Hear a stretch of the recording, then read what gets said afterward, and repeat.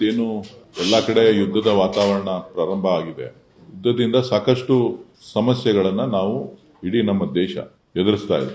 ಇದಕ್ಕೆ ಕೇಂದ್ರ ಸರ್ಕಾರ ಇವತ್ತಿನವರೆಗೂ ಕೂಡ ತನ್ನ ಮೌನವನ್ನ ಮುರಿದಿಲ್ಲ. ಭಾರತದ ನಾಗರಿಕರಿಗೆ ಪ್ರಧಾನಮಂತ್ರಿಗಳು ಬೇರೆ ಸಂದರ್ಭಗಳಲ್ಲಿ ಬಂದು ಸಂದೇಶವನ್ನ ಕೊಡ್ತಾರೆ. ಆದ್ರೆ ಇವತ್ತಿನವರೆಗೂ ಕೂಡ ಯಾವ ರೀತಿ ಜನ ಇರಬೇಕು ಮುಂದಿನ ದಿನಗಳಲ್ಲಿ ಅನ್ನೋದನ್ನ ಕೇಂದ್ರದ ಯಾವುದೇ ಸಚಿವರು ಅಥವಾ ಪ್ರಧಾನಮಂತ್ರಿಗಳು ತಿಳಿಸದೇ ಇರತಕ್ಕಂಥದ್ದು ಇವತ್ತು ಎಲ್ಲರಿಗೂ ಕೂಡ ಆತಂಕವನ್ನ ಸೃಷ್ಟಿ ಮಾಡ್ತಾ ಇದೆ. ನಾನಾದ್ರೂ ಒತ್ತಾಯ ಮಾಡ್ತಕ್ಕಂಥದ್ದು ಇವತ್ತು ಯಾವ ರೀತಿಯ ಸಮಸ್ಯೆಯನ್ನ ಭಾರತೀಯ ನಾಗರಿಕರು ಎದುರಿಸ್ತಾ ಇದ್ದಾರೆ ಅದಕ್ಕೆ ನೇರ ಹೊಣೆಗಾರಿಕೆ ಪ್ರಧಾನಮಂತ್ರಿಗಳು.